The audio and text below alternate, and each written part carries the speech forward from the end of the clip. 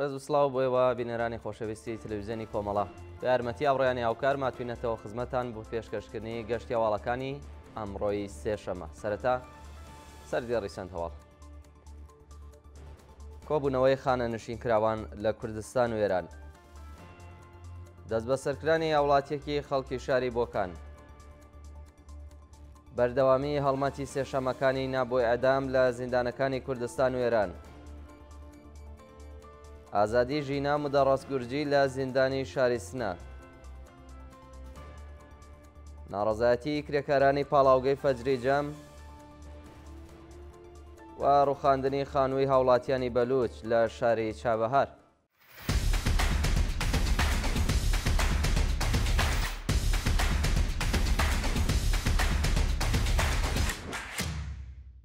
بوونەوەی خانە نشینکراوان لە کوردستان و ئێران. ڕۆژی دووشەمە 31 خەرمانانی 1404 هەتاوی خانە نشینکراوان لە شارەکانی سنە، کرماشان، مەریوان، بیجار، زەنجان، تاران، ڕەشت، ئیسفەهان، هەمەدان و چەند شاری دیکەی ئێران دژ بە وەدی نەهاتنی داخوازیەکانیان کۆبوونەتەوە.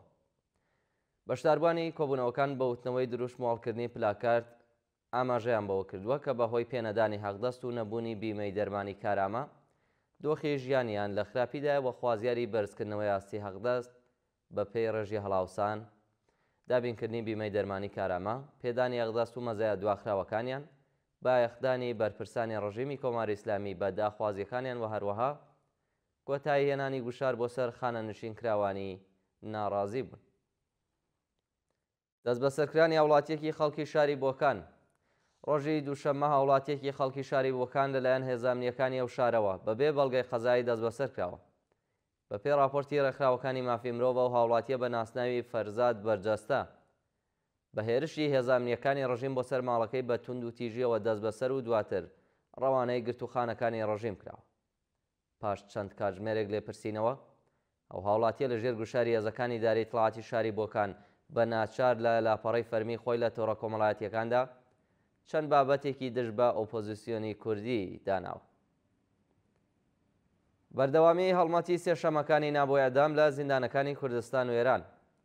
ڕۆژی سێشەممە ڕێکەوتی یەکی ڕازبەر هەڵمەتی سێشەمەکانی نابۆی ئەدام لە 87مین هەفتەدا لەلایەن بەندکراوان و بنەماڵەکانیانەوە بەردەوام کرا.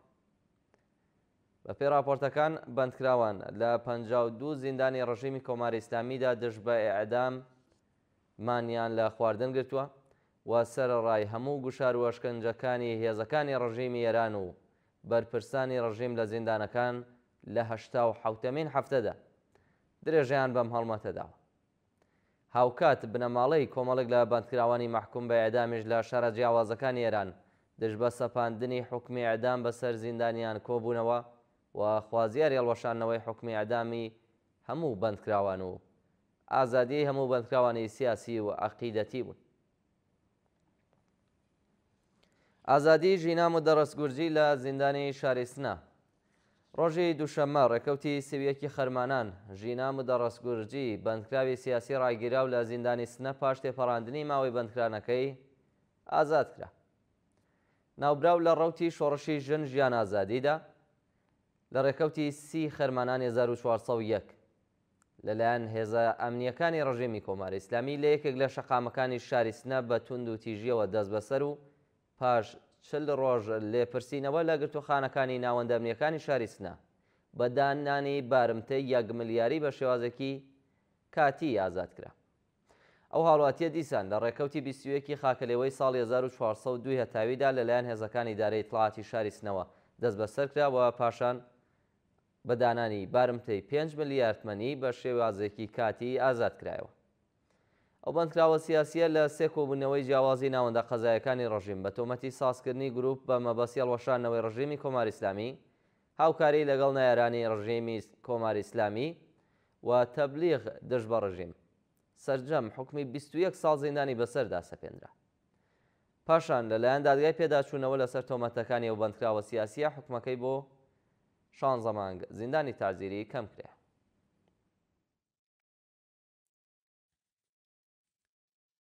ڕێپێوانی کرێکارانی میلی سەنعەتی فولادی ئەهواز. ڕۆژی دووشەممە ڕێکەوتی سیویەکی خەرمانان کۆمەڵێک لە کرێکارانی میلی سەنعەتی فولادی ئەهواز دژ بە بایەخنەدانی بەرپرسانی ڕژیم بە دۆخی ژیان و معیشەتیان کۆبوونەوە و بە بەرپایی ڕێپێوانێک دژ بە سیاسەتەکانی ڕژیمی کۆماری ئیسلامی ناڕەزایەتیان دەربڕی. بەشداربوونی ئەو ڕێپێوانە بە وتنەوەی دروشم دژ بە گەندەڵی بەرپرسانی ڕژیمی کۆماری ئیسلامی و هەڵکردنی پلاکارد، خوازیاری بەرزکردنەوەی ئاستی حەقدەست، دابینکردنی بیمەی دەرمانی، دابینکردنی ئیمەنی شوێنی کار، ئەمنیەتی پیشەیی و ئیمکاناتی ڕەفاهی، پێدانی حەقدەست و مەزایە دواخراوەکانیان، وەرگرتنی هێزی کاری نوێ و وەدیهاتنی بەڵێنەکانی بەرپرسانی ڕژیم بوو. کۆبوونەوەی ناڕەزایەتی خوازیارانی مەسکەنی میلی پەراند لە تاران. ڕۆژی دووشەممە کۆمەڵێک لە خوازیارانی مەسکەنی میلی پەرەند لە شاری تاران دژ بە ڕاستنەکردنەوەی ببورن دژ بە ڕادەستنەکردنەوەی خانوەکانیان کۆبوونەوە. خەڵکی ناڕازی لە کۆبوونەوەکەدا ئاماژە بەوە دەکەن کە سەرەڕای پێدانی پارەی خانوەکانیان بە ناوەندە پەیوەندیدارەکان لە ساڵی 98 هەتاویەوە هێشتا لەلایەن بەرپرسانی و پرۆژەیەوە خانوەکانیان ڕادەست نەکراوە و جەخت لەسەرەوە دەکەنەوە کە پرۆژەی مەسکەنی میلی لە ئێران بەتەنیا بۆ خاڵیکردنەوەی گیرفانی خەڵک بووە. ناڕازیان لە بەردەوامی کۆبوونەوەکەدا خوازیاری پێدانی خانوەکانیان و هەروەها سزادانی تاوانباران لەلایەن ناوەندە قەزاییەکانی ڕژیمی کۆماری ئیسلامیەوە بوون. ناڕەزایەتی کرێکارانی پاڵاوگەی فەجری جەم. ڕۆژی ڕابردوو کۆمەڵێک لە کرێکارانی پاڵاوگەی فەجری جەم لە شارستانی جەم سەر بە پارێزگای بوشێر دژ بە پێنەدانی حەقدەست و مەزایە دواخراوەکانیان کۆبوونەوە. کرێکارانی ناڕازی ئاماژەیان بەوە کردووە کە بەهۆی بایەخنەدانی بەرپرسانی ڕژیم بە داخوازیەکانی کرێکارانی ئەو شرکەتە و هەروەها پێنەدانی حەقدەستەکانیان دۆخی ژیانیان لە خراپیدایەوە تەنانەت بە هاتنی ساڵی نوێی خوێندن گوشاری زۆرتر خراوەتە سەر بنەماڵەکانیان. لە بەردەوامی کۆبوونەوەکەدا بەشداربووان بە وتنەوەی دروشمۆڵکردنی پلاکارد خوازیاری پێدانی حەقدەست و مەزایە دواخراوەکانیان، بەرزکردنەوەی ئاستی حەقدەست بە پێی ڕێژەی هەڵاوسان، دابینکردنی بیمەی دەرمانی کارامە، ئیمەنی شوێنی کار، ئەمنیەتی پیشەیی و ئیمکاناتی ڕەفاهی، وەرگرتنی هێزی کاری نوێ و هەروەها بۆدیاتنی بەڵێنەکانی بەرپرسانی ڕژیم لە ئاست باشترکردنی دۆخی ژیانی کرێکاران. کۆبوونەوەی کرێکارانی شارەداری یاسووج. ڕۆژی ڕابردوو کۆمەڵێک لە کرێکارانی شارەداری یاسووج دژ بە پێنەدانی حەقدەست و گوشاری ناوەندە ئەمنیەکان بۆ سەر کرێکارانی ناڕازی لە بەردەم شارەداری و شارەدا کۆبوونەوە. بەشداربوانی و کۆبوونەوەی بە وتنەوەی دروشم دژ بە گەندەڵی بەرپرسانی ڕژیم و هەروەها هەڵکردنی پلاکارد خوازیاری بەرزکردنەوەی ئاستی حەقدەست بە پێی ڕێژەی هەڵاوسان، کۆتایهێنان بە گوشاری ناوەندە ئەمنیەکان و گوشاری ناوەندە ئەمنیەکان بۆ سەر کرێکارانی ناڕازی و وەرگرتنی هێزی کاری نوێ، پێدانی حەقدەست و مەزایە دواخراوەکانیان، دابینکردنی ئیمەنی شوێنی کار و ئەمنیەتی پیشەیی و هەروەها بایەخدانی بەرپرسانی ڕژیم بە ژیان و معیشەتی کرێکارانی شارەداری بوون. کۆبوونەوەی خەڵکی ناڕازی لە میرجاوە لە بەردەم فەرمانداریدا. ڕۆژی دووشەممە کۆمەڵێک لە خەڵکی شارستانی میرجاوە سەر بە پارێزگای سیستان و بەلوچستان دژ بە داخستنی سنووری ڕووتەک لە بەردەم فەرمانداریە و شارەدا کۆبوونەوە.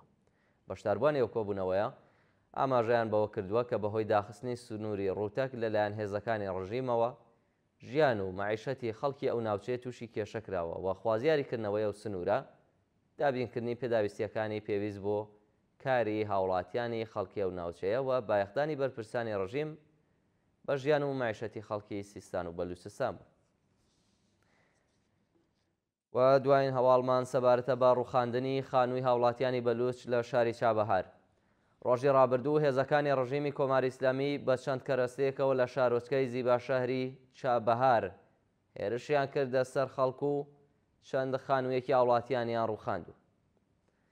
بە پێ وێنانەی کە بەدەستمان گەشتووە هێزەکانی ڕژیمی کۆماری ئیسلامی پاش هەوڵدانیان بۆ ڕووخاندنی خانووی هاوڵاتیان ڕووبەڕووی مەقاومەت و خۆڕاگری خەڵک بوونەوە، بەڵام کۆبوونەوەی خەڵک لەلایەن هێزە سەرکوتگەرەکانی ڕژیمەوە بڵاوی پێکراوە. بە وتەی هاوڵاتیانی بەلوچ زۆربەی ئەو شارۆمەندانە بۆ زیاتر لە 25 ساڵ لەو شوێنە نیشتەجێن، بەڵام لەلایەن هێزەکانی دارایی بنیادی مەسکەنی ڕژیمەوە مافی خاوەن زەویەکان پێشێل کراوە و پاش خۆڕاگری خەڵکی ناڕازی کۆماری ئیسلامی هێزی سەربازی ڕەوانەی و ناوچەیە کردو. بینەرانی خۆشەویست گەشتی هەواڵەکانی ئەمڕۆتان پێشکەش کرا کات و ساتێکی خۆش بۆ هەموو لایەک.